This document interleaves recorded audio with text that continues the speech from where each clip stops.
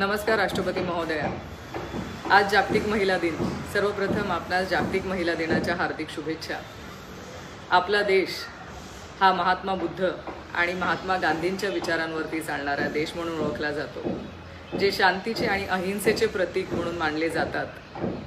आज आपली क्षमा मागून मी विनंती करते की आम्हा महिलांना आपण एक खून माफ करावा. आज देशामध्ये महिला मोठ्या प्रमाणामध्ये असुरक्षित आहेत. येणाऱ्या प्रत्येक दिवशी महिला अत्याचाराच्या घटना ह्या मोठ्या प्रमाणात वाढत आहेत.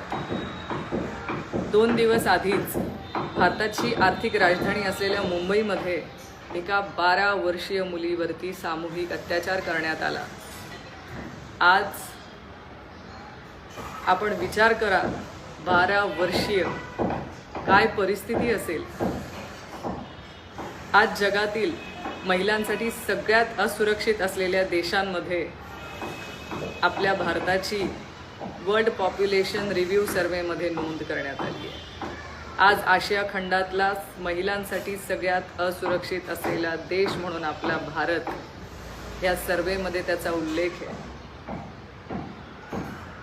आम्हा महिलांची आपणास विनंती आहे की आपण आम्हा महिलांना एक खून माफ करावा. हो, एक खून. आम्हाला खून करायचा आहे.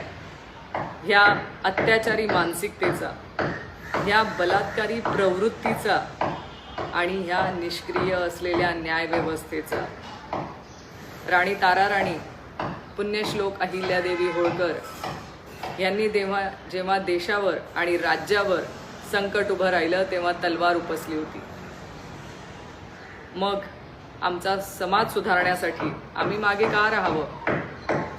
आम्हा महिलांची आपणाकडून अपेक्षा आहे की आपण हा एक खून आम्हाला माफ कराल. आणि हेच आजच्या जागतिक महिला दिनानिमित्त आम्हा सगळ्या महिलांना आपल्याकडून भेट असेल. धन्यवाद. गांधी तीर्थ, निसर्गाच्या सानिध्यात महात्मा गांधींच्या जीवनावरील जगातील पहिले मल्टीमीडिया म्युझियम. आजच भेट द्या. गांधी तीर्थ, जैन हिल्स, जळगाव. अधिक माहितीसाठी www.gandhifoundation.net वर व्हिजिट करा.